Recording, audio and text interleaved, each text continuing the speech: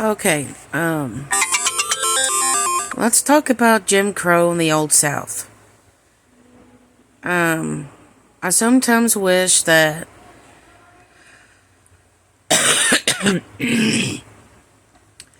that we could forget this, but the Jim Crow South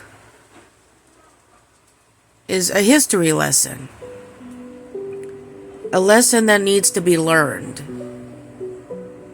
That we should not be repeating Jim Crow. We should not.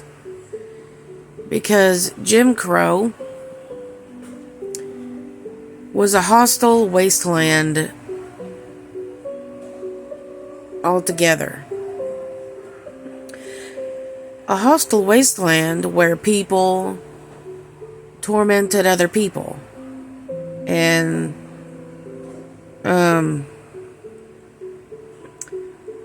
the people who opposed everything that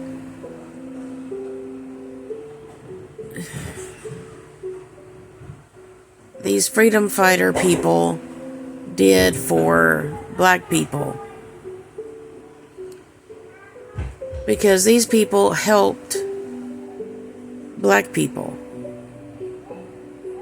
to be treated equally to their fellow man. But on the other flip side of the coin, the pro-segregation people, the racist people did not want that.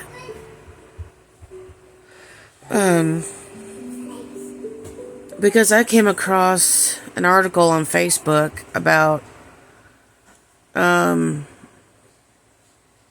horrific things done in the Jim Crow South. And the Jim Crow of the South is a history lesson that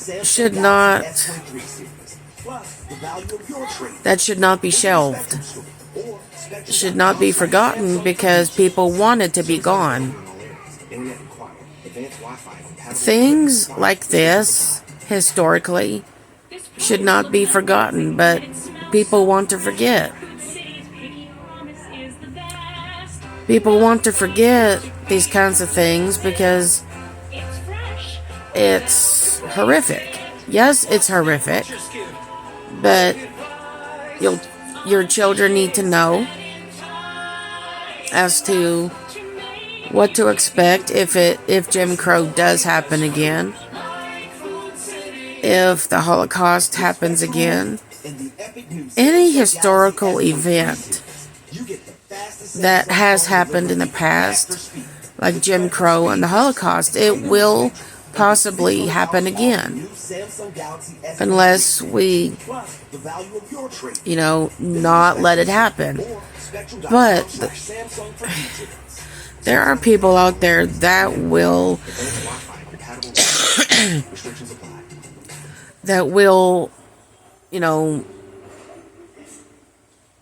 start that fire. So sorry, but it's a history lesson all the same. The Holocaust is a history lesson. The First World War is a history lesson. Jim Crow is a history lesson. Lesson, that's not how it's pronounced. But all of the historical happenings that has happened throughout the generations has already happened. But there are deniers that deny and want to see all of that historical stuff gone. They don't want nobody to know that it happened. They don't want anyone to know that Jim Crow happened, that a whole lot of people had been killed or had been killed by other people because of their skin color. The only crime that black people ever did was their skin color.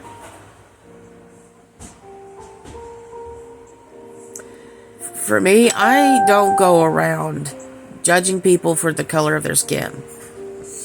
No. I was not brought up that way. I was not. I was not brought up to judge a person on which stereotype they're based on. I don't go around and say, oh, hey, so-and-so is this and he's gardening. No, I'm not going to do that. Because I have the common sense to not do that.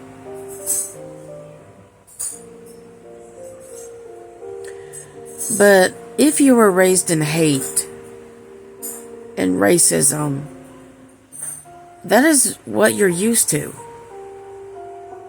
So you're going to be a racist, hateful person towards people who are racially different, who have black skin, who are Asian, who are Native American, Mexican, Puerto Rican, whatever. And if they are U.S. citizens and you tell them to go back to where they came from, they have no idea what you're talking about because they grew up in the United States of America, so they are American, just as you are. Their family, generations ago or decades ago, had come to America, let's say Cuba, okay? Everyone knows about Fidel Castro. Cubans fled from Fidel Castro's Cuba, right? So they did not want to live under Fidel Castro because of all the things he was doing. If they do the proper paperwork and so on and so forth, they are U.S. citizens. But sometimes they are afraid to even remotely. Some are afraid to register as a U.S. citizen, or they just don't have the means to do so. We have to be understanding to all the migrants that come into America, because sometimes they don't have the basic necessities to get registered as a U.S. citizen. They just don't have the means to, because they don't speak English good, or they just, are just too scared.